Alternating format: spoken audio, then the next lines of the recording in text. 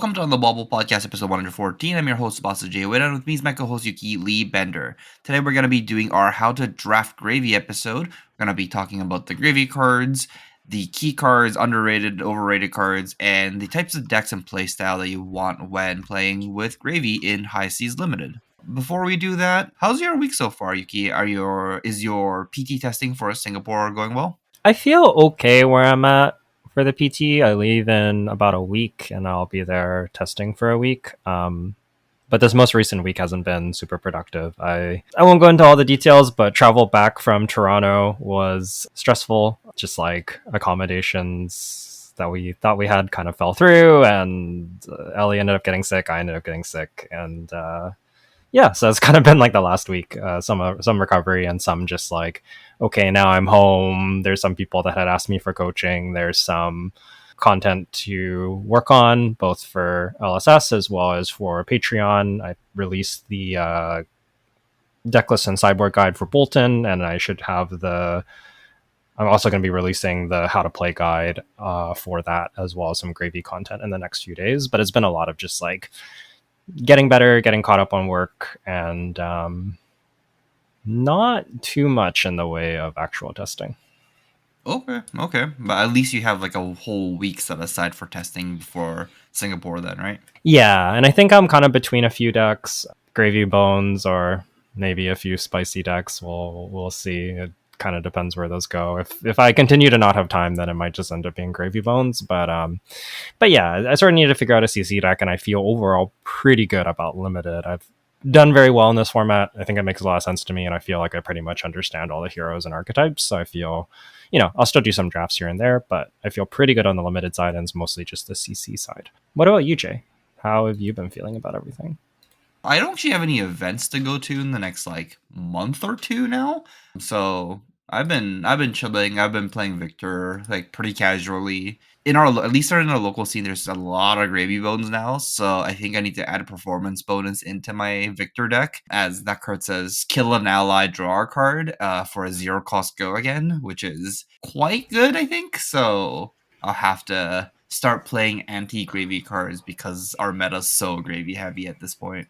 Yeah, and looking forward to Singapore. I guess by the time this episode's out, my article on FabTCG site should be out. It's basically talking about the metagame for Singapore, and I do think we're going to see a whole bunch of Gravy in Singapore. It's not clear that he's necessarily like so far above all the other decks and the best deck in the format, like in the way that like Aurora or Enigma were, but he's at least very good and shaping the meta in a big way, and feels like the deck to beat as we head towards Singapore and as deck lists get more and more refined. So I kind of think that Gravy's like eventually going to be the best deck. I just don't know if he is like right now, but he's at least like one of the better decks. Gravy is so ridiculous. Like, I feel like the decks aren't refined and I have troubles beating it. And that's like a complete like contrast to when Enigma first came out. When Enigma first came out, the decks weren't refined and then you could beat it. But right now it was like, man, the Gravy decks aren't refined. And I'm being like, why does this turn do 18 damage to me and I can't clear all the allies on the same turn? This is so frustrating. Yeah, Gravy is really interesting because I feel like people found kind of like the ceiling of some of the stuff he could do very, very quickly with like gold and go agains and multiple allies and all of that. And then it's mostly about trying to smooth out the deck and be like, how do we mitigate the early game where you don't have gold? How do you mitigate the like all ally hands? How do you mitigate the I have 5 blues but I don't have any allies yet type hands? So there are like some problems that Gravy has, and he can be a little bit inconsistent, especially in the first few turns while he's getting online. And I think the biggest thing is like, to what degree can you smooth that out? Because I think no matter what, there's going to be like some inconsistency baked into the Gravy deck, because you're playing a bunch of no block allies and you're playing a bunch of blues that require you to have allies. So you can just draw, like I think to some degree you can just draw bad hands and bad permutations, especially early, but once you get gold and once you get going, you're usually pretty okay. My favorite thing to do against Gravy right now, at least as Victor, is win the die roll, choose to go first, and send as many attacks as possible in the first turn of the game and be like, how many allies do you have? Please, 3, one time, 3 allies in hand. Leak 10 damage one time. Yeah, the funny thing about this is like sometimes even if they have like two allies in hand and you send eight and you only get like two damage through, their hand might be really bad. Like if they keep two allies in hand, they draw a third ally. Like you got two damage through, but you also might be like bricking their follow up turn. So yeah, no, that's like definitely a very real thing that can happen to Gravy. I've had turns where like I've been attacked for 10, my hand blocks for two with a tipple, and I'm like, look at the top card. I just can't even block with this tipple because I just need this tipple to discard my ally so my hand does something. Like, okay, I'll just take it. I'm not even gonna block two. Like, it's just like actually better to take the 10 or whatever. So yeah, Gravy on turn zero is it's bizarre. Like it feels like you can lose the game on turn zero if you just take a bunch of damage and you can't block, and it also just feels like you can like make Rum play two allies, have an arsenal, and just like win the game on the spot. So yeah, Greavy's variance is I don't know if I love it, but it is very powerful. It's very powerful. It feels like the most high variance, high power deck that's ever been printed so far. It is fun though, at least for now. We'll talk. We'll have this discussion in 6 months from now when it's only gravy decks, but we'll see. We'll see what happens. Yeah, like all this is to say that like right now, I think Gravy is just like a good deck in the format. I don't think he is broken, given the way that illusionist decks in the past have worked out, where like for the first while they're okay, and then after a few months people really figure them out. If Gravy follows that same trajectory, it's just like, ooh, like this deck might be real good, but we have to see. There are some problems to answer, some consistency issues that the deck does face, and it's not clear to me that the deck is a problem just yet. It's mostly just it wouldn't shock me if Gravy is best deck like in 2 months, kind of thing. Yeah, same. Okay, enough about gravy and CC. Do you want to move in and talk about gravy for limited? Yeah, let's go ahead and do that. So for the Gravy cards, we can talk about the block values. There's 18 commons. He has 12, 3 blocks, and 6 allies. So allies block 0. All his other cards are 3 blocks. And then at rare, we have the 4 block, which is Hoist 'em Up. Occasionally it can be a 5 block, but usually it's a 4. We have 5 3 blocks and 3 allies. So basically, Gravy's cards are either 3 blocks or allies, and there's kind of really no in between. Yeah, that's a really weird contrast. Like I think we're used to seeing some 2 blocks, but I guess if you can like count these allies as like a, quote unquote 2 blocks, Gravy doesn't actually block as well as Marlin does then. It's very interesting. I think Gravy decks can block pretty well. I think they can block pretty poorly.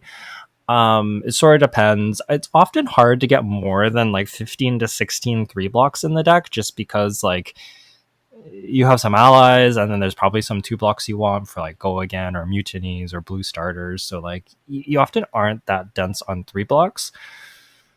But Gravy has a lot of tools to play defense in weird ways. Like allies, if they get attacked, is essentially gaining life. He does have these no blocks in his deck, but if he has access to gold, he can potentially activate Gravy, loot them away, and find a card that blocks. He has a lot of card selection, so his block values on paper are low, but I think in practice it plays. He blocks better than it looks like if you just look at the average block value of his cards. I guess basically because he can loot away the no blocks. Yeah, that makes sense. I feel like in a sense, Gravy feels like a weird five-hander. I think. Do you remember Dash Database? Is that what it was called in Bright Lights? Yeah, Yeah, where Database had a bunch of items where she had no blocks. So then you can end up with hands with like a lot of no blocks and just like randomly die. Gravy doesn't have this issue because like the top card of the deck is essentially like kind of part of the hand when you need it to be, at least for defense. Because you can always activate Gravy's ability as long as you have a gold, but that's a different story. But Gravy should usually have a gold, but as long as you have the gold, like the top card of your deck, as long as it blocks as well, like can be part of your blocking equation essentially.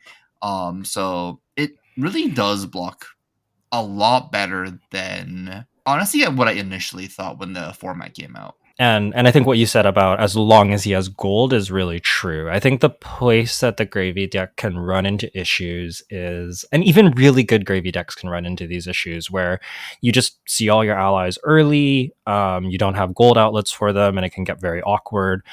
Similarly, if you're on the other side where you have a deck that's really built around playing allies out and you just don't see them early, that can also be disastrous. This actually happened to me at Nats in the draft that I lost. I didn't really see any allies until about halfway through my deck in a six ally. I think I had six allies in the deck and six golden tipples, and that deck just like really wants to see allies to do its thing. And if you just kind of draw either half without the other one,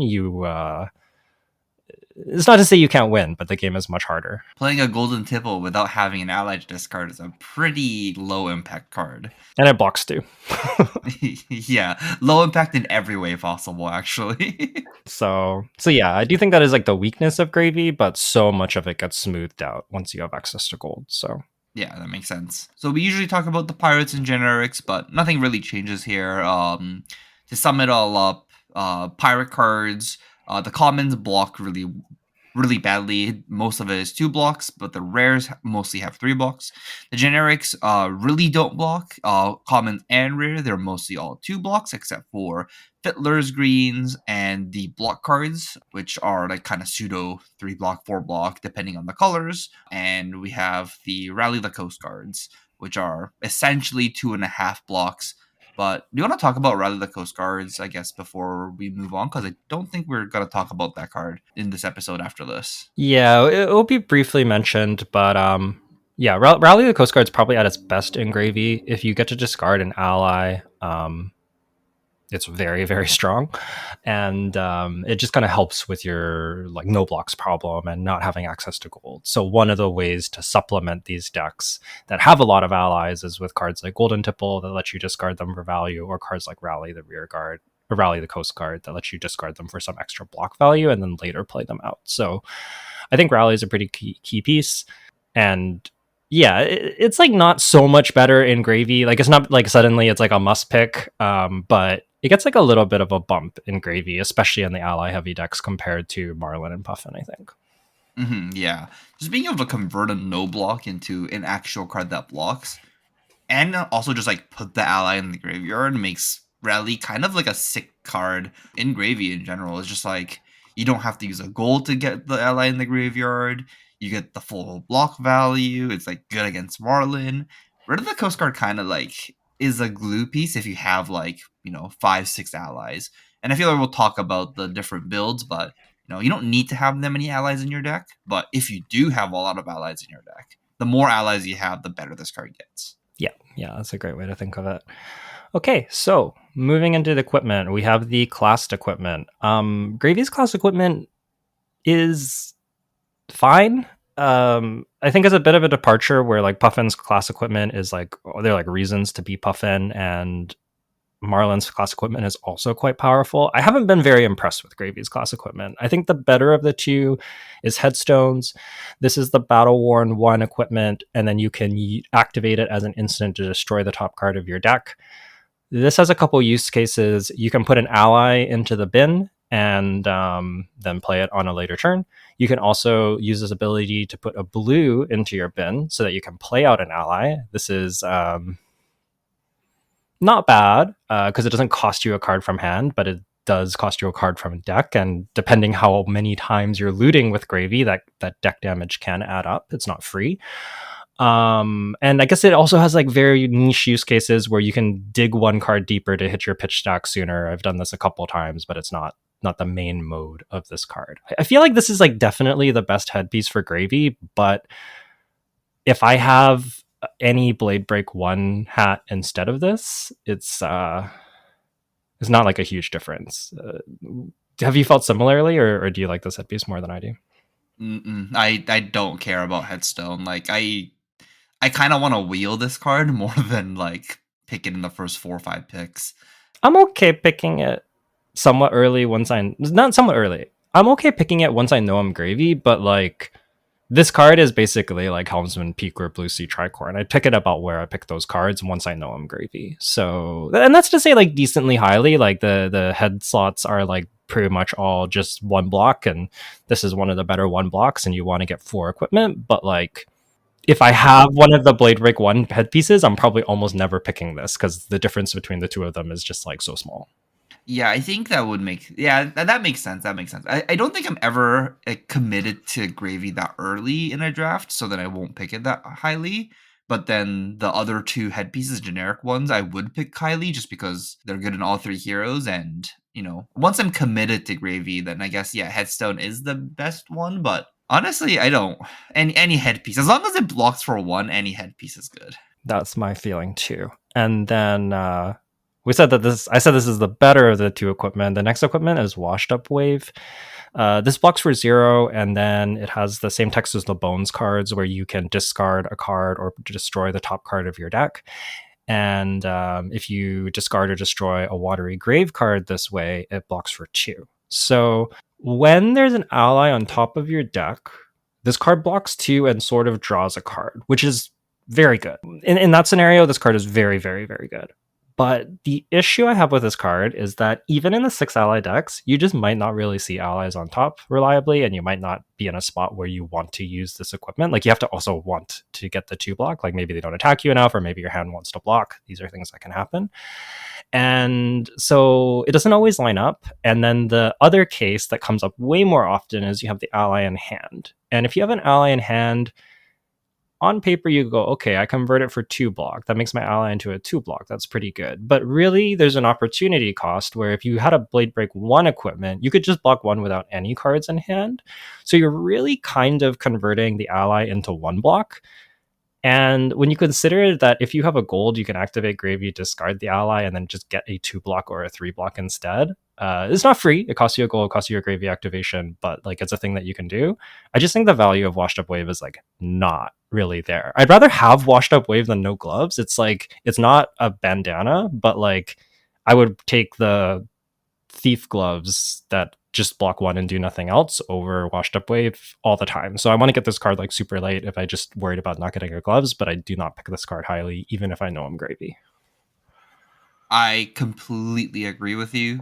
I think, okay, maybe this is one of the cards. Actually, is this even in our notes? Oh, okay, it is. I was gonna say this is one of the most overrated cards for gravy, I think, by general public.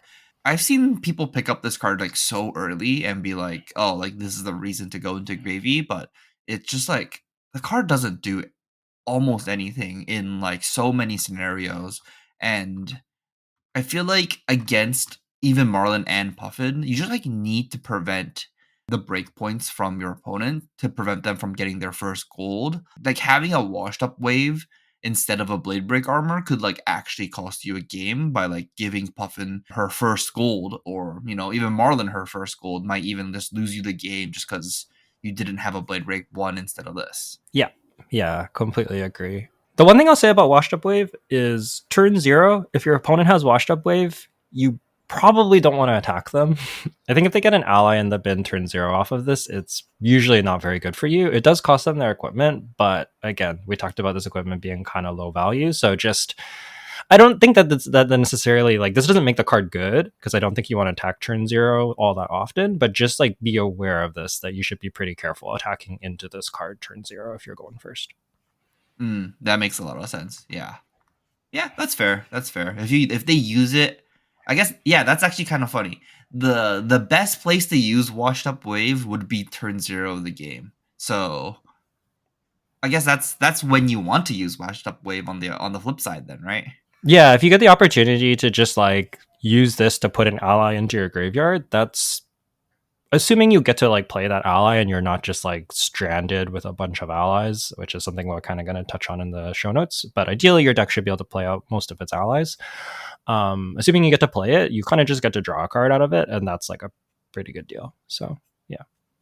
Yeah, fair enough. Okay, then what about the other equipments? Do you like the Nimblism package in Gravy Bones? It depends. I think you can play a Nimblism package in Gravy Bones. I think it's very easy to not be able to fit it though, because it doesn't work with the allies, and a lot of your class cards are 2 for 6s. But I think if you get enough of the generic go again, so this could be like the Gold Hunter Lightsail, the Life for Our Lives, the Tipples work with it, Jittery Bones works with it. You can fit in a small Nimblism package, and I think it's pretty solid. So I would say it like goes in Gravy, probably the worst of the bunch. Maybe a little better than Cannon Marlin, a little bit worse than, but definitely worse than Puffin or Manto Marlin, and it's very deck dependent. So yeah, I would lean towards Marlin and Puffin with the Nimblism package, but I have played it and I have had it been very good. You just need the right deck for it. That's fair. That's fair. I think Swift Strike Bracers being worth 2 and not really competing with like a premium arm slot is like a really big reason to want to play Nimblism in your deck.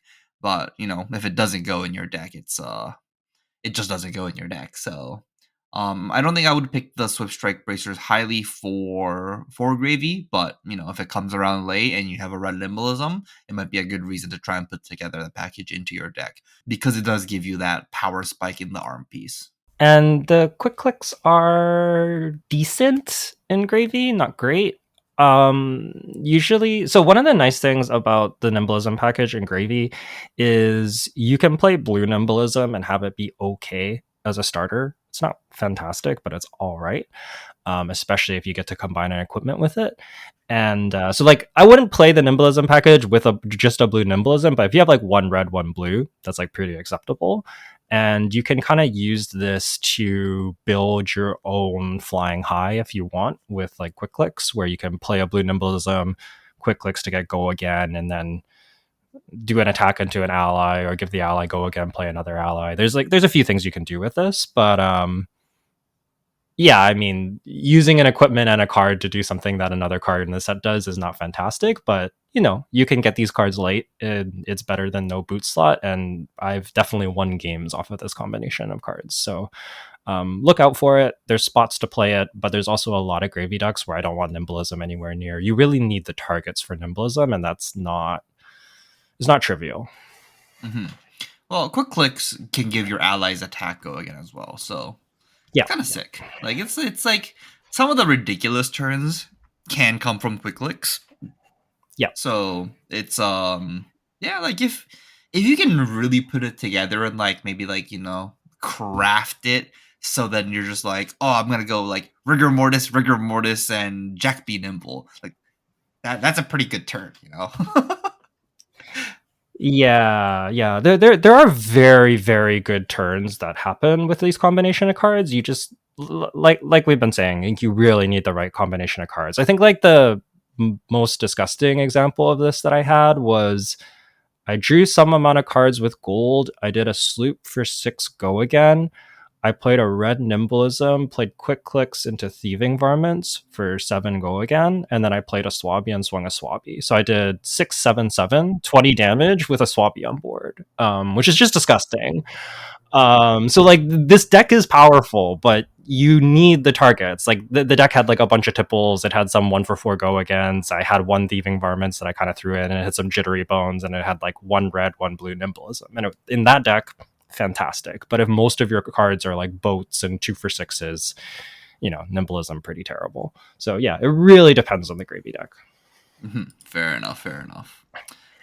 Any other equipments that you want to talk about before moving on? You mostly just want stuff that blocks. I'll mention that Captain's Coat is probably better than it is anywhere else, just because the Gravy activation lets you draw a card, so you can Gravy, loot, and then you have your +1 resource turned on like for free in quotations. So I've been really impressed with Captain's Coat. I think you almost always want to get the resource out of your equipment in Gravy, so Captain's Coat is like worse than Buccaneers Bounty, but not by nearly as much as you would think. I think Old Knocker in this deck is actually actively bad, right? Because you kind of want to like tap your hero in like a lot of different scenarios. Yeah, I think Old Knocker is pretty high cost. It's better than no chess piece, but Captain's Code is not that hard to pick up. So, pick up a Captain's Code somewhere. I think you should be able to pick up a Captain's Code somewhere or a Buccaneers Bounty if you're playing Gravy, so long as you're not being super greedy. The card goes late enough that you can usually find it.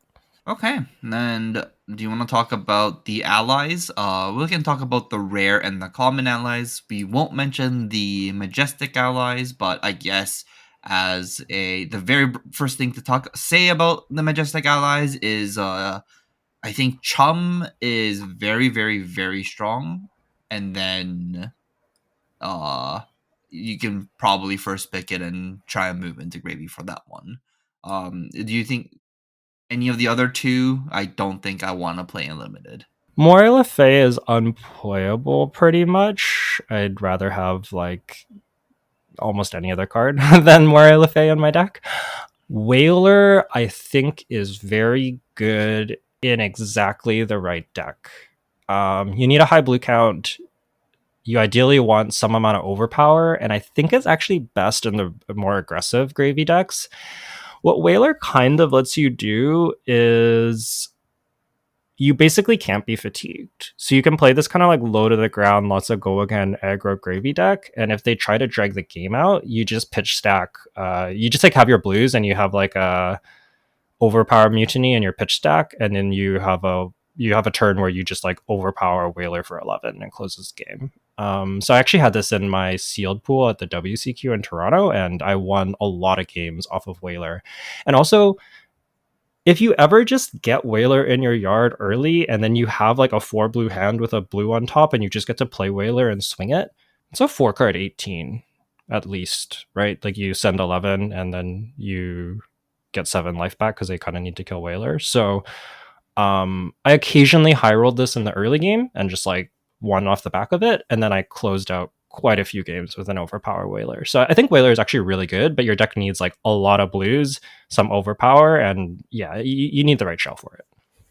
Oh, okay. So do you think it's more of like a build around than like a just like a premium ally like Chum is? Yeah, Chum just kind of goes in every Gravy deck. I think because Whaler's so expensive, you really want to be on like 13, 15 blues with some good blue quality. Probably some mutinies in there, and yeah, you use this as like a closer. Then let's talk about the common and rare allies, and we'll just have the ally rankings. I guess let's start from the top. The best allies in the set are Swabby and Rigor Mortis. Why are these two the best allies at common and rare? They attack for a lot. You can't ignore these cards. If they stick on board, they get to do a 1 card 6 or a 1 card 7. Rigor Mortis can even be a 0 card 6 if they have Buccaneers Bounty, which is really messed up. Even with Captain's Coat, they can activate Gravy Loot and then get a resource and swing Rigor Mortis. So with any of the chess pieces, Rigor Mortis can be a 0 card 6. So you just kind of have to clear these allies. And Rigor Mortis ends up being like if you count Rigor Mortis as a card, it ends up being like a 2 card 6 that eats at least 1 damage, and it's often more like 3 or 4, which is just disgusting. And if you don't count it as a card because you probably drew discard it, then it's even better than that. And then Swabby's a little bit less efficient because it costs 5 to play and swing, but the 7 is meaningful, and also the 3 toughness is meaningful. Notably, this doesn't die to Blunderbuss, it doesn't die to Spitfire unless they have 2 cogs, and it doesn't die to the Harpoon. So Swabby's always demanding a real card and is really good at closing out late games. Not even a real card. Like Yellow Tipple doesn't kill it. Like yellow, like a lot of like 0 cost yellows don't kill this card. Yeah, I think it like the difference between 3, not that there are 2 health toughness like allies, but the difference between 3 or 2 life ally is actually huge. The 3 feels like a really meaningful number. There's no actual 2 health allies, but yeah, the difference between 1 and 3 sounds like nothing, but then you play actual games and it's like, oh, this matters a decent amount. These two definitely close out games in the late game, and it's a must kill threat in the early game. Yeah, these two are ridiculous. Let's move down and talk about the next two. So one rank down, we put Chowder and Limpid onto this list. Chowder is great, especially in the early game. Cost 3, he's a 3/3, and he can tap to gain a life. So at his baseline, if you play this and attack with it, it attacks for 3. He gains you 3 life at least when they attack it. We talked about that being a good number with Swabby. And then you can also gain a life in response to that. So you're getting at least like kind of 7 points out of this Chowder. And Chowder is nice because he is kind of a must answer threat. If you sit there and gain life repeatedly, it's really good. If you sit there and get free attacks for 3, that's also really good.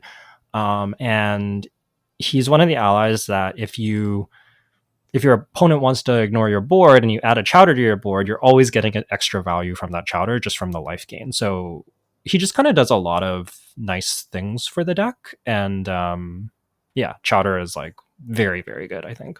Yeah, I think the best way to put it is Chowder is like the only ally where no matter what the situation is, if you can play a Chowder, it's kind of good. Where like you just like start gaining life if you have like multiple allies, and you can only attack with one of them. Like you don't attack with the Chowder and start gaining life. If you just have a Chowder, then you can start attacking for 3. It doesn't cost you anything. It's just like pretty easy to play because it only costs 3. It's like like a full blue and doesn't actually require to like do anything else. It's just an all-rounder good card at all times of the game. Yeah. And it's kind of like a must answer threat, which is really good too. Also, this card on turn 0 is absurd. I think this is actually the best ally to play turn 0 because you got to play it. Like you can just play it from hand, gain a life. Your opponent has to commit at least 3 damage to it, and you gain another life. So if you play a Chowder turn 0, you're gaining minimum 5 life. Plus, they had to actually have like the go again into the Chowder to clear it. So you're probably gaining more than that. Like if your opponent spends their whole turn clearing your Chowder, you got 2 life and time walked them. And like a lot of allies have this effect where, you know, if they spend their whole turn, then that's fine. But sometimes you don't wind up ahead, right? Because like you have 5 cards, you have to convert those 5 cards, but the Chowder always gets you value because you get the life on your turn, life on their turn at the bare minimum. So yeah, Chowder turn 0 is like kind of gross. Yeah, that's pretty fair. That's pretty fair. What about Limpid? Why is Limpid good? It's just so easy to play out Limpid. So some of the allies, because they don't have go again, it's like you have a big attack, you don't necessarily want to play it. It can be like you have to find the spots to play these out. Limpid being a go again is so easy to play out. It costs 0 and it costs 1 resource to attack for 2 go again. So anytime you have an extra resource and you've played a blue on that turn, or you can discard a blue in some way, you can just play Limpid, convert a resource for 2, which is great.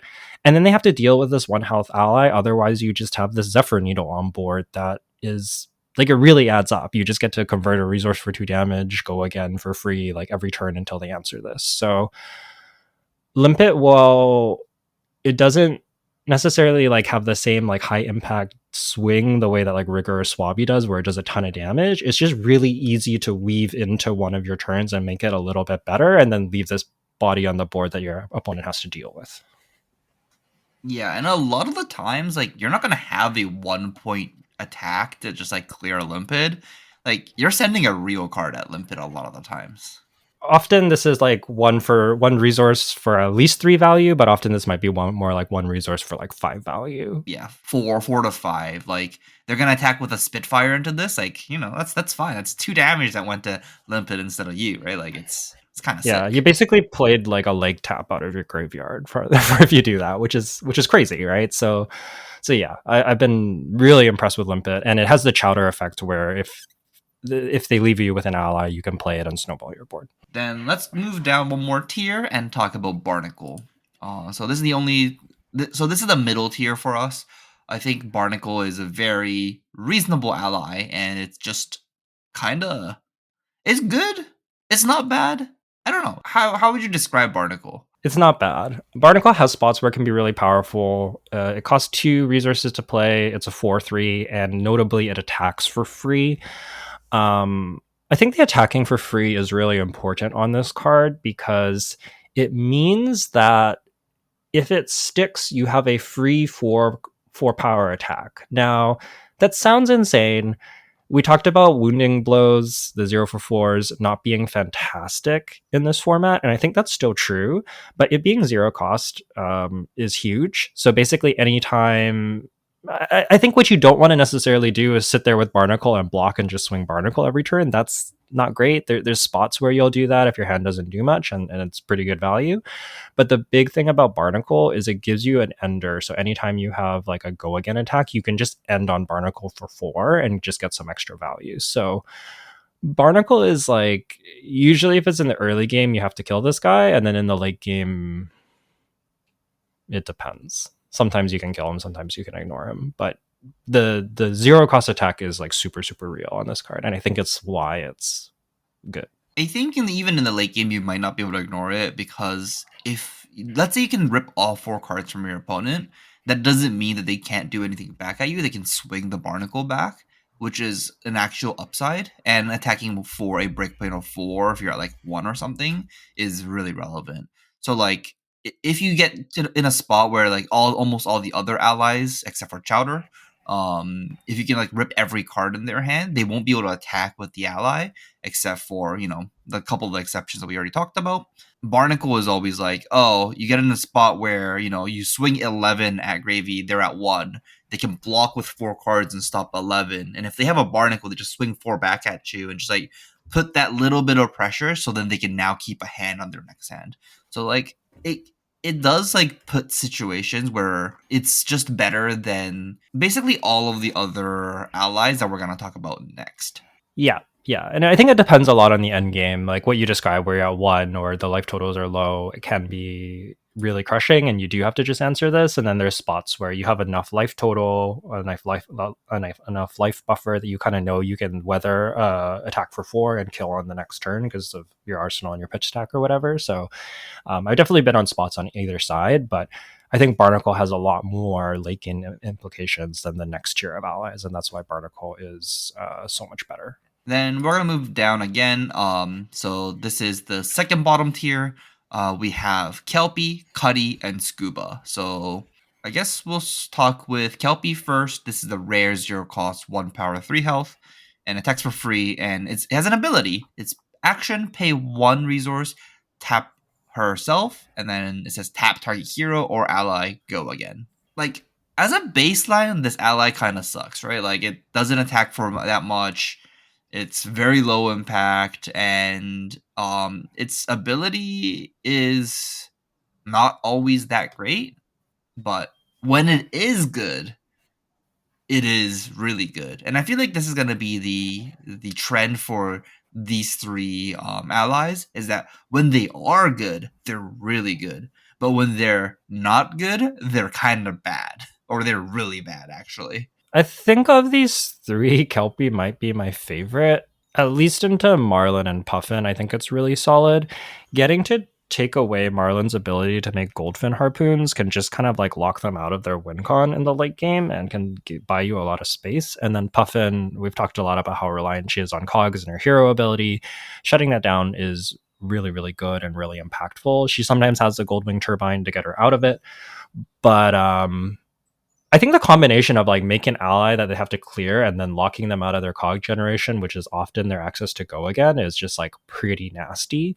So I've actually been like, don't get me wrong, Kelpie's not a super high pick, but I've seen people like have this card go second last pick, and just like view this as like, this isn't a card I could possibly put in my deck. And I don't think that's quite true either. You don't always want this card.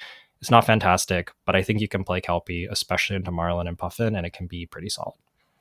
Mm-hmm. Yeah, I think that's kind of where I'm at too. It's just like, this is probably my 30th card if I'm like, you know, looking at it, or maybe I'm like sideboarding it in. It's definitely not like a, you know, slam, this makes me gravy card. It has to be good for you to want to play it from your graveyard, and it's not always the case that you want to play Kelpie, and it's like not hard to clear if they need to clear it either. So yeah, it's interesting. This card's definitely I wouldn't move into gravy for this card. It's not bad. It's better than people think. I think it's underrated. It's on our underrated list. Mm-hmm. Next is Cuddy. Man, I was so skeptical of Cuddy when I first saw this set, and then people told me it was good. And I was like, okay, maybe Cuddy's good. I'll play some with Cuddy. And the more that I play with Cuddy, the more I'm just like, this guy's so like not great. Sometimes he's good. The ability to give your ally or himself +1 can matter. It can snowball a little bit. I think the best case with this card is you play it early and they just clear it because it's like super early and they don't want you to get incidental value on your other allies. The issue I have with Cuddy is that a 1 for 3 or a 2 for 4 weapon is not very good. You kind of talked about wounding blows not being good, and having a Titan's Fist on the board is also not good for the same reason. You just kind of don't actually do enough. There are a lot of spots where my opponent plays Cuddy, and I just end up ignoring it because I feel like if my opponent wants to sit there and send a card for 4 and do nothing else, I'm probably winning that game. I'm very happy. So they can kind of go nuts. And when I play with Cuddy Shark, I play it and I'm like, please attack it, please attack it, please attack it. Because if they attack it, I get pretty good value, right? I spend 2 resources for 4 damage and 4 life. That's pretty great. But if they don't attack it, I'm just like, oh, this is a lot less good. That being said, like a 0 for 4, sorry, like a 1 card 4 out of your graveyard is like fine. It's just that you also need to play a blue to enable this, so a lot of time it ends up being pretty inefficient. I've seen a lot of turns where my opponent plays out a Cuddy Shark and attacks, and then after the game they go like, did I do anything wrong? And I'm like, I don't know if you did anything wrong, but on the turn you played Cuddy Shark, you definitely fell behind. So I think Cuddy Shark is like, I've played this card, I put it in my deck, it's not terrible, it's also not good. Yeah, I think I would play Cuddy if I'm low on allies or if I'm like needing like my first like ally or something in my deck, but this is definitely not a reason to go into Gravy. I think this will apply to Scuba as well, but I think a good way to think about Cuddy Shark and Scuba would be you kind of like use resources and cards in deck to build your own Titan's Fist. Like, some heroes start with a Titan's Fist on board. Like, why did you have to work so hard to make a Titan's Fist on board that your opponent gets to destroy if they want to? Yeah, but can also not destroy it if it doesn't matter. I think that's like the big thing is your opponent has the agency to interact with this when it's like favorable for them, but ignoring it is not very punishing. I've had opponents have 2 Cuddy Sharks on board and I still win the game. Like it's yeah, these allies aren't always ignorable. They have their spots, they do their things, but they're kind of low impact enough that you can sometimes ignore them, and that's really not where you want to be as Gravy. So these can be okay allies to round out your ally count, but you really want some of the higher tier ones in your deck to be Gravy Bones, in my opinion. I don't want to play like 2 allies and have them be like 2 Cuddy Sharks. It's just, yeah, it's just not good. Don't do that. Don't do that. Well, we'll kind of talk about where some of these lower tier allies slot in as we go through the different deck archetypes, because I think it's better in some builds than others. But yeah, that's Cuddy, and I think a lot of what we said applies to Scuba. 3 resources for 4 damage. Yes, you get the gold and the effect. It does have some implications in the mirror that are pretty powerful, where you can put back their ally, and then that's kind of annoying for them. So it might be at its best in the Gravy mirror. All the things we said about Cuddy still apply to Scuba. I think it's Scuba is like a little more powerful than Cuddy for sure. I think, but you know the biggest upside about playing Scuba though, you get to play with a dog. Having a dog in your deck is like actually just a plus side than whatever Cuddy Shark is. Yeah. Yeah, and I know some people get really excited because you can like tuck back the boats. Like you put back a yellow Battlefront Bastion, you put back the Overpower boat, and like that's fine. But I don't really play this format in a really fatigue-oriented way, so maybe that's why I don't like Scuba quite as much as some people. If you're really sitting there fatiguing people, then I guess Scuba's okay, but not convinced that is the strongest way to play this format. Yeah, I have had a scenario where my opponent attacked me with a Scuba, and they tucked a yellow card to the bottom of my deck to make a gold, and then that last card that they tucked ended up winning me the game because I was fatigued otherwise. That happened to me once where I'm just like, oh, like you gave me, I think it was like a Pilfer the Wreck or something. It's like not an impactful card. It's just like it was the only yellow in my graveyard. It was just like a random 3 for 6 I was playing in my deck, and I'm just like, 6 you, and they're like, that's good. I'm like, yeah, thanks. You gave me this card back with Scuba. They're like, yeah, I lose this card. It's like usually I think you want to tuck your own yellows, like an impactful yellow and not an ally back into your deck. And yeah, I guess if you tuck your opponent's allies, it's good, but that only applies in the mirror. So yeah, Scuba, kind of bad. Our last ally is Shelly. 2 mana, 4/5, attacks for 3. You would think that the 5 is pretty good. The problem is Shelly's just very expensive. Spending 5 resources to attack for 4 is just bad. Like, it's just bad. And then to get extra value out of this, it needs to be on the board for so many turns for you to actually get the block value out of this card and have it like catch up. I guess if you play this turn 0, it's probably pretty solid, but it's also like limited to attack action cards. So you have to like want to block with an attack action card for Shelly to get value. And I think you probably need like 3 activations of this for it to start to feel okay. Yeah, if you can activate this ability like 3-4 times, then yeah, it is good. But if you activate this card, you can't attack with it. So, yeah, but attacking with is kind of bad. So I feel like if you like play it and attack with it and have the attack matter, like not turn 0, and then you activate this like 3 or 4 times, it's okay. Yeah, You spent like 5 resources for like 4 damage and then like 3 extra block. It's okay. It's still not good. And that's asking for quite a bit to go right. So I think that kind of like illustrates why Shelly is not fantastic. I think I might actually be. I'm not high on this card, and I think I might actually be too high on this card. When we were doing the show notes, Jay mentioned that he's never seen this card be good. And I'm thinking about it, and I'm like, I also don't know if I've ever seen this card be good. I've put it in my deck a few times because I have like high ally count decks, and I'm like, oh yeah, it's like fine. And maybe it is fine there, but yeah, maybe this card should just almost never be in your deck. I'm not really sure. I feel like the best case scenario for this card is when your opponent kills it. Yeah, that's how I feel about a lot of the other ones in the previous tier too. Is like when they kill it, I'm just like, yeah, they killed my ally. Yeah, no, but like Shelly, it's like 5. It has 5 health. Like they had to like, let's say like pitch a card and play a real attack on Shelly. Like that's huge. Yeah. When Shelly does that, it's great. When you get 9 out of this, like, or like more than 9 out of this, it's really good. But the problem is when they just go, oh, I can ignore Shelly. Well, I don't think I've killed a Shelly in the recent drafts. I think I killed the Shelly the first time I played against it, and then I thought about it like afterwards, and I was like, why did I kill the Shelly? I just could have killed the player instead. And then after that, I've just always ignored Shelly.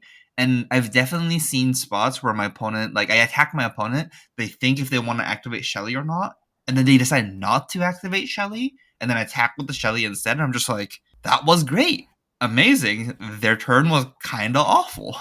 Yeah, it's the same problem as the other allies where they spend their whole turn and a card to attack for 4, and you're just like, okay, like you can do this as much as you like. I'm fine with this. Yeah, and it's not as free as like Cuddy Shark. Like at least Cuddy Shark can like pitch a yellow and attack for 4, whereas like Shelly has to be a blue. Yeah, and Cuddy can also buff other allies, so you can get some. I mean, I guess Shelly gets some incidental value. It's just so expensive. The 2 plus the 3 for 5 resources total is so bad. Whereas Cuddy, at least you can play off 1 card to attack for 4 the first time, so you're not getting like completely scammed. I think that's a big problem with Shelly. It's just like the initial swing is not efficient, so you have to make up the value later, and unless they attack it, it's really hard to do that. It's actually really funny too. It's like if your only play is to like be able to play Shelly and not attack with it, and then like they attack the Shelly for 5, like you still kind of lost out on value because then you played a 2 cost for 5, and it's like that's not even that good. It's like it's a reasonable rate, but like it's not like good rate. Let's carry on. Moving into our key cards, I think in terms of the allies, Swabby and Rigor Mortis are two of the best cards in Gravy. They're the two best allies, and I think the decks that have access to Swampy and or Rigor Mortis and potentially in multiples are so much better than the decks that don't have access to either one of these allies. I think that like these are the biggest thing that make your Gravy deck really good. It fits in every archetype. Every deck wants these, and I think having like I think the first like three copies of Rigor Mortis and Swaby are fantastic. Once you start getting to four, it's like, yeah, sometimes you can pick other cards instead of them, but the first three are just like better than basically anything else you can pick. And I think these cards are very pack one, pick oneable. They're not like necessarily the best pack one, pick one. There are other cards that are better, but they're very solid just because of how important they are to Gravy. Yeah, I think if the pack kind of is power lacking and I see a Rigor Mortis, I'm just like, okay, I'll try. Like, I'll start with the Rigor and see where it ends up. And like a lot of the times, because like Gravy doesn't actually have any like cards that like you kind of need in him, if you just have a Rigor Mortis, you can kind of put together a reasonable Gravy deck, like a solid 2-1 deck if you have one or two Rigor Mortis. Like, the one or two of the Swaby Rigor Mortis combo. Yeah, I completely agree with that. And for that reason, I've been more and more happy to first pick these. I was like a little bit trepidatious, and now I'm just like, I'll just first pick this. And I don't have to be Gravy if I do this, but if I get like a Rigor Mortis and then I get like a couple of decent Gravy cards, I'm just like, yeah, okay, I'll just be Gravy and my deck's going to be like at least fine. So yeah, these are pretty solid early picks. Other cards that are good in Gravy, Golden Tipple, especially the reds and blues are great. Blue is a starter, it turns on your Watery Grave cards. The red is 3 go again, and the idea is you discard the ally. You want to arsenal these, they give you access to gold. Yeah, this card is a 9 of NCC, so very good in draft too. Even the yellow is good, but the red and blue are like premium, I would say. Fair. Next is Saltwater Swell at red and blue. I think having access to the top of your deck with Compass is really, really strong for this card. And the 1-for-3 go again at red that blocks 3 is just kind of good in every hero. But it's especially good in Gravy. So yeah, I've been really impressed with Saltwater Swell.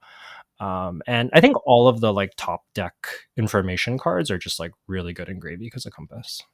Fair enough. I think the best part of Saltwater is that it blocks for 3, and it's just like, Yep. It's so flexible. And again, we see red and blue Saltwater Swell in Gravy and CC. So yeah, if you see this card, it's very, very good. I think like 1-cost go agains in general are good. So we talked about Tipple and Swell. I think like the Kite Sail, the Life for a Life type cards are also really solid in Gravy. You just have a lot of 2-for-6s within your card pool at common, so it's very easy to combine these with 2-for-6s and just have really solid turns. So I really like having the go again, and I think anytime you get to do go again into an ally, it's so much more backbreaking than if all you do is attack with the ally. That makes sense. And also, like, Rigor Mortis is essentially a 2-cost as well, right? Yeah. So if you get to go like 1-for-4, some kind of starter Rigor Mortis, it's like a really solid turn. Yeah. So is Swaby. Swaby's like a 5-cost, like basically a 5-cost. So like if you that pairs nicely with the 1-cost as well. Yeah, I think the 1-cost just fit really nicely into Gravy's curves. So I've liked those cards. What about Avasti and Flying High? So a Flying High blue, I guess, because it is a way to play your ally as well. How do you like these cards? Yeah, I think these are really strong. I guess Flying High gives any attack go again. Avasti gives your ally go again, but it lets you kind of do. We talked about the wide turns with allies being kind of like key in this deck, and they let you do that. You can give your ally go again, so you play a Rigor Mortis, you attack with a Rigor Mortis, and then you play, I don't know, like a 2-for-6 or a 3-for-7, and that's just like a very, very good turn. So these cards both enable it. They're both rares. You can also play the Swiftwater Mutiny, which is kind of our next note, but the Swiftwater Mutiny also fills a similar spot. These blues that give your allies go again are really powerful. Fair enough. What about the other mutinies? The one that gives +2 and the overpower one. Do you like those as well? Yeah, I think they're also good. I think that the go again and the bark, the +2, are probably the better ones. These are just really high value. Bark is just like a very good card in every deck, I think. And having access to the first like couple mutinies so you can make sure that you get gold and manage your opponent's gold is really powerful. But I've also liked the overpower in Gravy as a closer. You can use this in conjunction with a Swabby or a Rigor Mortis just to kind of end the game, and that's been pretty powerful. I found that these mutinies in the pitch stack in Gravy in particular are often game winners. Like you can set up this state where your opponent like has more gold than you, or like you can crack a bunch of gold to dig to your mutinies, and then your opponent has more gold from you. Then you can mutiny them and then do something ridiculous with like go again, or you play your bark for +2, get an ally out, or you get to play the Nimbus Sovereign, get overpower. They all kind of have their roles, but I've been really impressed with these cards. Yeah, fair enough. The last card on this list was Swiftwater Sloop. I think all the colors are good. Blue and red's especially good. Blue is just a good starter if you can enable it. Red is a 2 for 6 with Go Again, which is fantastic. And Gravy is just like really good at turning on these high tide cards because you know the top card of your deck, so you can like look, it's a blue, you gold into a blue, you play your Sloop as a 2 for 6, and then you play a class 2 for 6 that's like a 2 card 12. There's just so much you can do with Sloop. Fits into a lot of turns, but yeah, having access to the like knowing what's on top of your deck makes the high tide cards way better. And like similarly, Bark has a lot of positive play patterns in Gravy where you can draw into a red to Arsenal, you can draw into the second blue to play it, so it's a 2 card 9. Yeah, high tide just super good in Gravy. You have here at the very end says blue starters. We basically talked about most of the good blue starters, right? Is there any other cards that you wanted to say before we move on? Not really. These are kind of the best of the bunch. Like blue trade in is serviceable. There's a lot of like serviceable blue starters. I just wanted to make a note that like this concept of blue cards with Go Again that can get some value and enable your Watery Grave is really important. And you kind of want this to scale with your allies. If you're low on allies, you don't need that many blue starters. If you're high on allies, you want a lot of them, but they're pretty important in Gravy. I guess the best of the bunch might be Murderous Rebel. Yeah, Murderous Rebel is insane, but I think that card is short printed. You don't see it that often. Then let's talk about the overrated cards and the underrated cards next. And we've already talked about these cards already, so we won't go into too much depth. But on our overrated list, we have Washed Up Wave and Cutty Shark. I think we talked enough about how not great these cards are already. And then underrated, we talked about Kelpie quite a bit. And the other card is Fiddler's Green. I see this card go a little bit late in general. I think the red is just like quite good. It's not on the horizon, but it's pretty close. And in Gravy Bones, you have a very big upside of being able to draw discard this card and just gain 3 life. So you basically trade a gold in your hero activation for 3 life. And I guess and a card out of deck for 3 life, but it doesn't actually take a card out of hand. So this is just a ton of value. And if you ever discard Fiddler's Green to rally the rear guard, it is disgusting. That is a 2 card 8 on defense, which is just gross. So yeah, I've been like super impressed with Fiddler's Green in Gravy, mostly the red one, but honestly, even the yellow one, if you have a bunch of tipples, has quite a bit of synergy. Oh, wow. Yeah, I forgot about that. You can discard any yellow with Tipple, and I guess Fiddler's Green is a yellow card, at least at the yellow pitch. I've also the other thing I've done is I've turned 0 discarded Fiddler's Green to like one of the random bones cards. You don't get the bonus on the bones card, but you can still discard it and gain the life. So I've done just like attack you for 6, gain 3, turn 0, arsenal, and it's like it's pretty good. Yeah, I think that's something that people miss is the Gravy class cards that common. They can discard any card or they can destroy the top card of the deck. It doesn't have to be Watery Grave. So it just says discard a card, and then if it is Watery Grave, do something. So we can always discard like a Fiddler's Green, a Fool's Gold, anything like that. Yeah, I don't think you want the blue Fiddlers. I don't know that these are like must picks, but I see these cards go really, really, really late, and I've been pretty impressed with them. So I think that they're definitely better than people think they are. Depends a bit on your deck. Yeah, if you're gonna play blue Fiddlers, just play the blue Sirens of the Safe Harbor. They're basically the same card, but at least Sirens blocks for 2 and attacks for 4 if you need it to be. Yeah. The blue is not good. The yellow is sometimes playable, and the red one is pretty solid. Yeah, actively good. Yeah, actively good. Okay, then do you want to talk about the types of decks we can build as Gravy Bones? Yeah. So first off, there's kind of like a low ally, high tide style deck. You usually want high blue count for this deck, like 12 to 14 blues, lots of blue block threes, blue bark, stuff like that. We've talked about this a lot in this format. Same thing here. And what lets you play this archetype is big red attacks with some go again attacks. This could be sloops. This could be the 1 for 4s.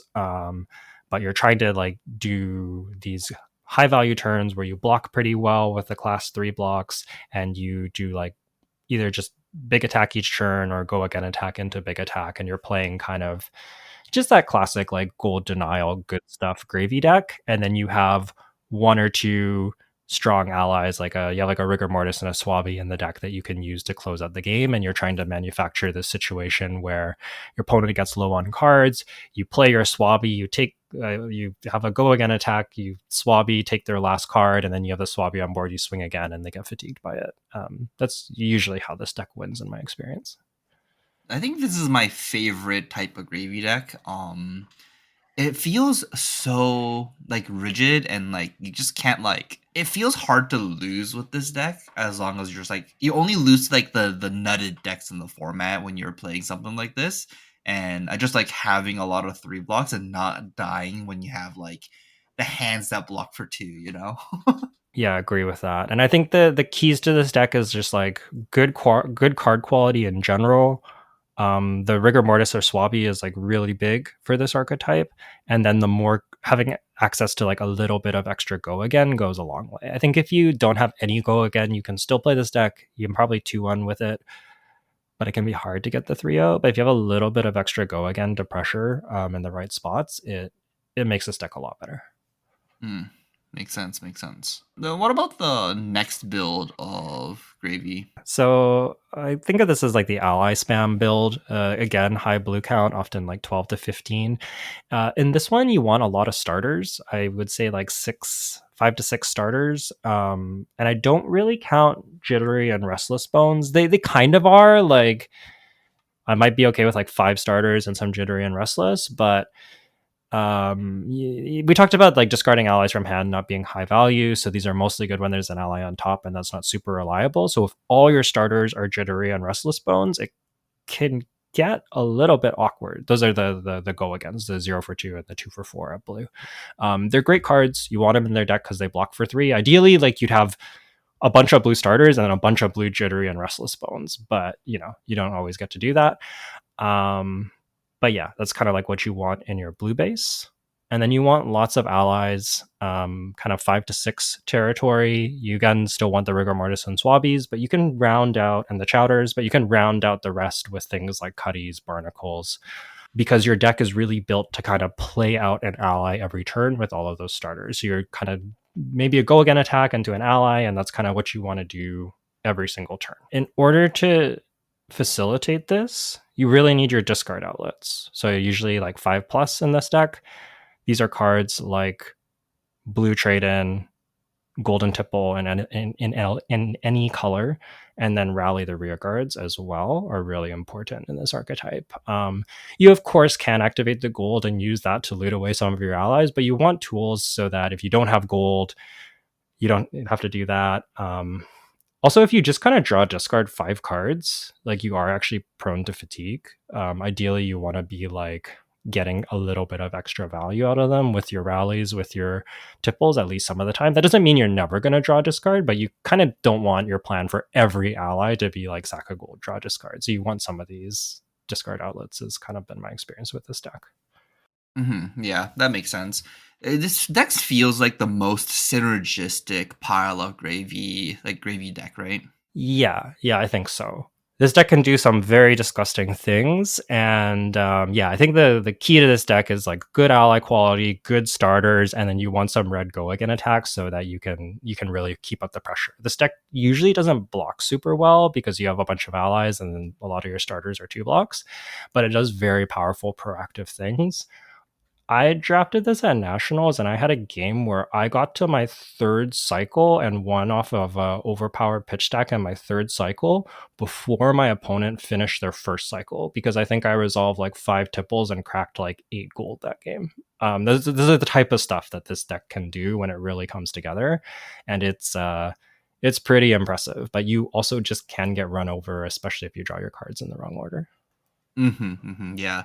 This is the deck that like draws like 2 block, and then your opponent attacks you with like a Cogwork Zeppelin, and then you kind of like put your hand down and be like, okay, I'll take the 17 this turn. Good games. Yeah, I think the really good aggro decks in the format can kill you and give you trouble, but you can also run them over. You are kind of also an aggro deck. Yeah, you also get to go like 4-4, play an ally, 6 go again, 5, and you're just like, oh, okay, that's like a 21 damage turn. Okay, yeah, nothing beats this. Like, I have to block with my whole hand, and you're like left with like 2 allies on board that I have to kill later. It's like a rigor mortis and something like a Cutty Shark. Yeah, it's just like so many Doom games. Yeah, there are a lot of doomed games. I actually really like this deck, but you want the card quality. Like, you want good starters, you want good discard outlets, you want good allies, and then I like this deck. I don't want to play a bunch of junky allies and be in this archetype. I'm not such a fan of that. Yeah, that makes sense. And then you have a third deck here. What is this balanced deck that you have listed? It's kind of exactly in the middle of these two decks, which sounds like it wouldn't be good, but just kind of is. This deck can look like a lot of things, but basically you blend elements from both. This often has a lower blue count because you don't have as many of the high tide cards and you don't have as many allies. You can play like 10 to 12 blues, 2 to 4 starters. You want less of 3 blocks. You do some of the like good quality attacks, go against into 2 for 6 type lines. You have a few extra allies that you can play out. So rather than playing 1 or 2 allies as a closer, you might play like 1 or 2 in the early game, then 1 as a closer later. And you can also incorporate the high tide cards into this deck. It really is just kind of a blend of both of these pieces, and this kind of 4-ish ally count has also felt like really stable to me. I find that this might be the deck. You mentioned liking the really low ally count deck. I think this might be the deck that I wind up in the most often. Okay, about 4 allies. I guess before we move on, I guess there's been like this talk about how many allies you want in a deck. At least like the when we talked about these deck outlines, we talk about like the 1 or 2 strong allies, about 3-4 allies, or 5-6 allies. They're all different, slightly different decks. Do you think you ever want to go like over the 6 allies in your deck, or do you think there are gravy bones that can play like 0 allies? I don't think you want to go above 6 allies. I think you could play a Gravy Bones deck with 0 allies, but I actually did it at Taipei. I know I had 1 ally. I ended up cutting Mori Lefei and I had one, I forget. It was like not, I think I had 1 Chowder. So you can definitely do it. But I think that deck would rather have like 1 or 2 Rigor or Swabby. Or like a Chowder. Like you want a couple really high quality allies, and it makes your deck way better. So I would say that's not really like a different deck so much as just like the same deck, and you don't get the ally, which is like not very ideal. But you could play it, and then I don't think I would ever play more than 6 allies. That's like, even if they're like 3 rigor mortis and 3 swabbies or something, you wouldn't want to play like an extra rigor. No, at some point I just would rather have other cards that do stuff. I think the reality is like those cards are picked pretty highly, so at some point you should start picking other quality cards. Like I actually have had drafts where I have like 2 rigor mortis and a swabby, and then I see like the the second swabby, and I'm just like, I don't know, like I don't really need this card to close games. I want like the golden tipple in this pack to enable the rest of my deck.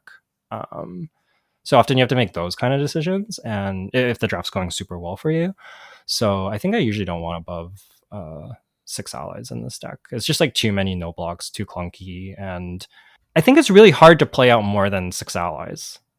Is like kind of the other thing. Like it's just like even if you're playing one every turn, and you probably won't play one literally every turn, it's hard to actually like cast all of these before you run out of cards. So I think if you get to like 8 allies, like you're just never going to be casting all of them. Yeah, that's fair. And if you don't play your ally from graveyard, you kind of like if you had to like pay a real cost to put it into your graveyard, you kind of like did that for nothing, right? Like you lit some resources on fire that you didn't have to. Yeah, my experience playing against people that are on like 7 to 8 allies is they end up having to like spend a lot of gold to draw discard these allies, and I'm pressuring them a bunch so they don't get that much space to play them out. And then the game ends and they're like fatigued or dead, and they have like 4 allies in their graveyard, and it's just like I don't know, like those allies didn't help you because you weren't actually able to resolve them. So like the allies are really strong, but you have to be able to cast them. And if you're just like a bunch in your graveyard that you just like milled off the top of your deck because you had to, um, it's like it's not a winning strategy. Yeah, fair enough. Do you want to like kind of sum up the play styles? I think we talked a lot about the deck, but yeah, do you want to just like quickly just go over the different type of play styles the decks will play? Yeah, so High Tide is very value centric. You play good stuff, you play good math, you deny gold, and you often fatigue your opponent in the end game with an ally. The ally spam deck is more of an aggro deck. You play proactively because you don't block very well, and you want to play an ally basically every turn if you can, and you want to set up some big end games where you go again with allies. I think this deck you would need a plan because you can kind of fatigue if you're just kind of doing whatever. You need to have some power turns to really close the game with this deck. And then there's the balance deck. It's a combination of the above two. You can lean a little more ally spam or a little bit more high tide focused. Often you'll have an early game where you play some value, do some blocking, and then you'll have an end game where you have a really big turn with the allies and you have that like explosive potential. So yeah, it's very much like a blend of these two decks. And I think there's actually like a lot of room to play in there with exactly what gravy looks like. And so long as all the pieces kind of work together, it's all fine. I'd say the biggest difference between each of these decks is you want to have like a starter count that matches your that like makes sense with your allies. If you have a bunch of starters and no allies, that's bad. If you have a bunch of allies, no starters, that's bad. And you also want to balance the discard outlets with the allies. Golden Tipple is great, but if you don't have allies to discard to it, it's not very good. And if you have a bunch of allies but nothing to do with them, that's also not very good. So you kind of want these in like roughly equal proportion. I think one note that I have about, you listing out 3 decks for Gravy is that compared to the other 2 heroes in the game, like Puffin, where you kind of like really need to dedicate your picks to like one side of the deck, or the other weapon, and same with Marlin, where you kind of have to dedicate to either play like Manta or Harpoon during your draft picks. You can be a little bit more open, and you can like go back and forth during the draft portion with Gravy Bones. So you have a little bit more flexibility when drafting Gravy. Yeah, I think that's true. And I think it's because there is like a balanced archetype, and you can this is almost like a spectrum, right? You have very few allies to very high allies to everything in the middle, and you can go anywhere along that curve so long as I think the big thing is making sure that your deck is able to play out most of its allies every game. I think that's kind of like the biggest piece, and then you just have like good cards that curve well together and form a coherent game plan. But there's a lot of different ways that you can do that with Gravy Bones. Fair enough. Then let's close out the episode by obviously going through the matchups really quickly, and our usual question: do you want to go first or second with this deck? I think in this format, I would want to go second, but I know there's a bunch of people who think you want to go first with Gravy Bones. What do you think? Do you like going first, or do you like going second with Gravy? I think I usually like going second, even still, because I draft my decks pretty proactively with quite a bit of go again. The biggest argument to going first is when you're on the ally spam deck. So if you have like 6 allies, going first becomes more interesting because, well, Jay mentioned they can attack you. You have all allies. That's bad. Also, you can kind of just like, you're much more likely to play an ally, or especially if you have like things like tipples. The more ways you have to gain advantage on turn 0, the better it is to go first. But even in the ally spam deck, it's like maybe matchup dependent. Like if I think they're an aggro deck, I still want to go second. Yeah, giving Puffin second might be a mistake, but yeah, that might be that might be the biggest reason why you want to go second would be like to deny Puffin going second. Yeah, and sometimes I'll also adjust my ally count a little bit. Like I might play 5 allies going second, 6 allies going first. So more opportunity to high roll, and then maybe something like a yellow block 3 instead of my Cuddy Shark if I'm going second, so that I don't die turn 0 and I don't need that ally high roll early, anyways. Then let's talk about the Puffin matchup. So against Puffin, I think we said this every week, but you kind of just want to deny Puffin's first gold if it's efficient to do so, and you want blocking equipment because that helps you deny Puffin's first gold.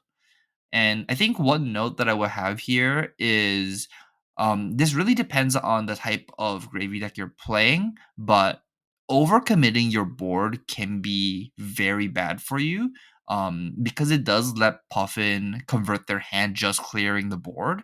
And if you are a deck that is only, let's say, playing like 4 allies and you have 3 of them on board and Puffin uses their turn to just clear all 3 allies, you can be in this spot where you're kind of out of allies.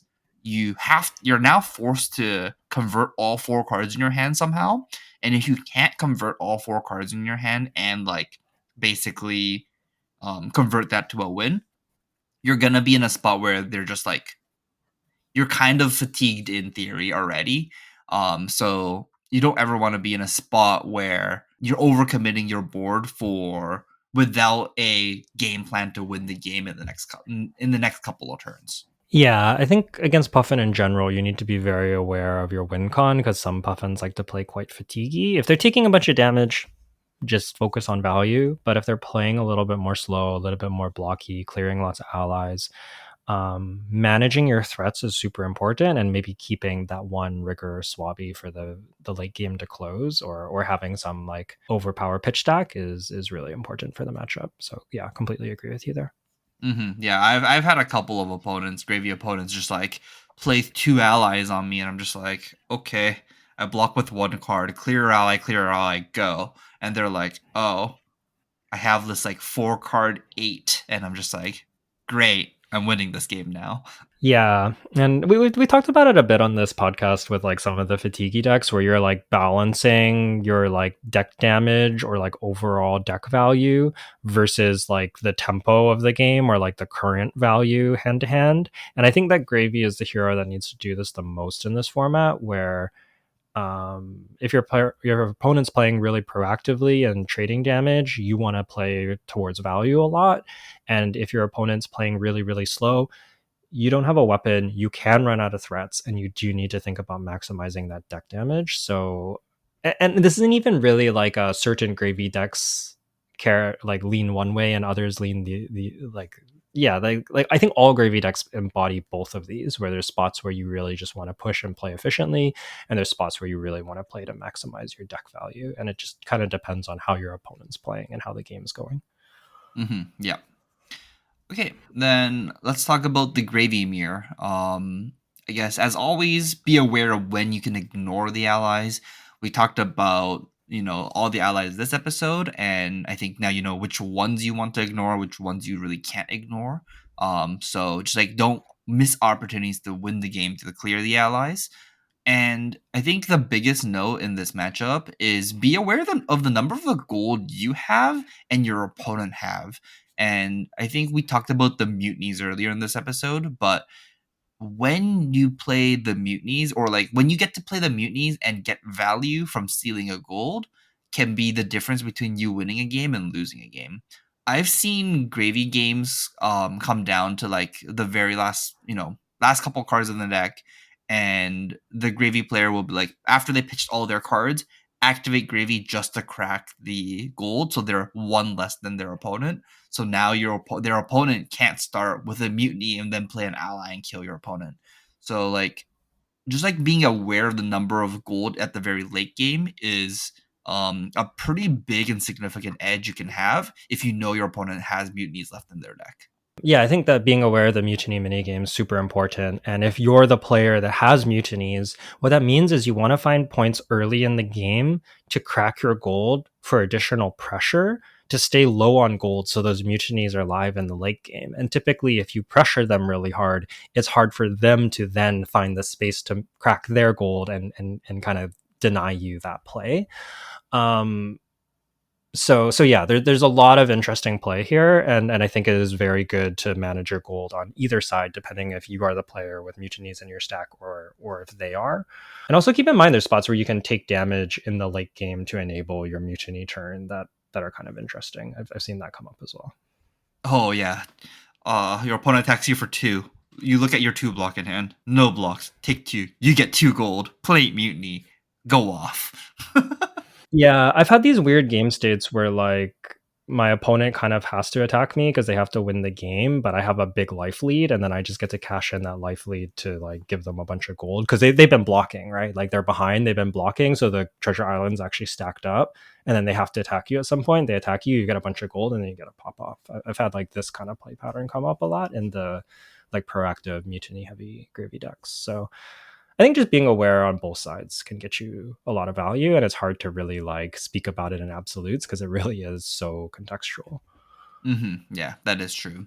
Okay, then let's talk about our last matchup. So Gravy versus Merlin. The notes is kind of the same as always. If they are on Hammerhead, which is the overpower weapon, just make sure your life total is above 3 because 6 overpower, and if you don't have equipment, you're just gonna die. And do you have anything else to say about the Merlin matchup? Yeah, so I think all of that is still true. One of the cannon's best ways to deal with you is by just finishing you off with overpower. I've lost a lot of games that I thought I couldn't lose because they end up having buffs, puff overpower, or they have the stupid King Kraken harpoon or King Shark. But for some reason, I died to King Kraken a lot in these spots where I'm just like, I'm at 7, I can't possibly lose, and then they're like, oh, I have 1 card in hand. Pitch. I hit a blue. Active. I guess it's more than 1 card. I have 2 cards in hand. Activate cannon. King Kraken harpoon you, and I'm like, I guess I just die. So yeah, keep your life total high and try to kind of lock them out of the game with allies. They're often very, very bad at clearing allies. They don't have that much access to go again a lot of the time. So if you're able to do go wide turns into allies, it can be very, very tough for the cannon deck to manage. And I think that's like one of your best routes to victory there. That makes sense. Yeah, I guess this is the complete opposite of like the Puffin matchup where you don't want to like make a bunch of allies against Marlin. If you make a bunch of allies, like what are they gonna do? They have to swing Scar for Scar at that to get the go again. Yeah, like they're not gonna have too many of those, so it's really hard for you to get punished for like developing 2 to 3 allies on one board. And then the Manta matchup, I don't think I've actually played from the Gravy side, but I played it from the Manta side. And I think the scariest thing that the Gravy can do is playing proactively and just doing high value big turns. You have a lot of access to go again, so you're really good at clearing the allies efficiently, and you also have a lot of pressure that kind of often goes above what Gravy likes to be able to block, since he does have some no blocks in his deck. So I actually think Manta Marlin's like pretty strong into Gravy, and the way that Gravy wins is by being proactive and high value. So Okay, this isn't Gravy related, but Manta Marlin feels like the deck where you just like either kill them or they kill you, and like because Manta Marlin just like sends so much efficient damage, you just have to like convert your hand and just like swing back as hard as possible, and it usually just becomes a race, right? Like when you play Manta yeah, Marlin. yeah, I think so. I think you kind of have to race the deck. It's weird because you would think that you can fatigue this deck since it plays a lot of like 0 for 3 pumps, 0 for 4s, and typically those decks are fatigable. The problem with this deck is you just have so many 0 for 4s, and you have like a few 5 power things in the form of like dry powder that you're kind of still trading up on cards, and then you also get to occasionally weave in the Goldfin harpoon as like a extra free 2 damage, and you like kind of have a weapon. And so I find if you play too defensively against Manta Marlin, they actually just fatigue you by damage.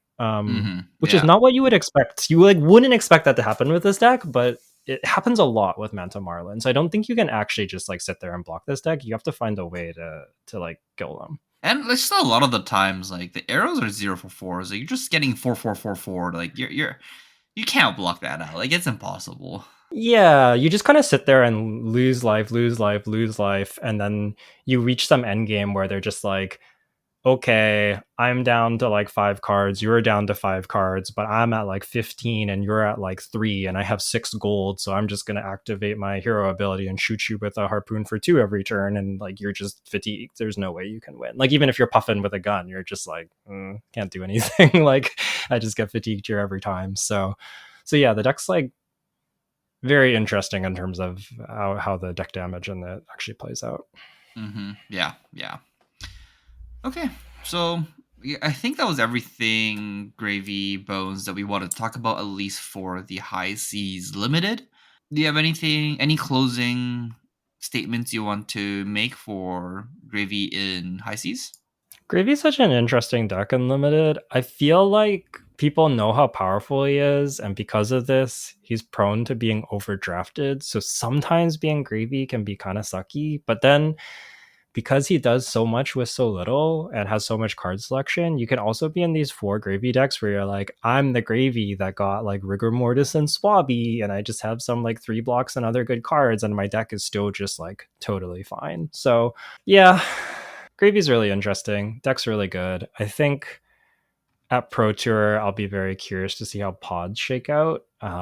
Just with like Puffin not being that popular, but then if Puffin's overdrafted, it's kind of miserable. And then Gravy being really popular, but sometimes still good with high Gravy count decks. It's just like, yeah, it's interesting. I think it's like not as not as extreme as like the Florian situation in Rosetta. I think it's actually still in like a pretty healthy place, but I do think that Gravy's the closest to that like Florian style deck where you can have a bunch of them and it can still be potentially really good. It's probably like some of the Gravy decks are bad and some of them are good, is usually how it feels when there's like 4.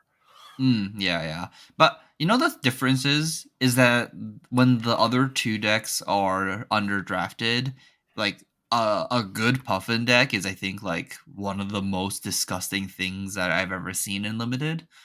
And like a ridiculous Marlin deck is like kind of like the most unwinnable games I have experienced in Limited as well. So it's just like, Yeah.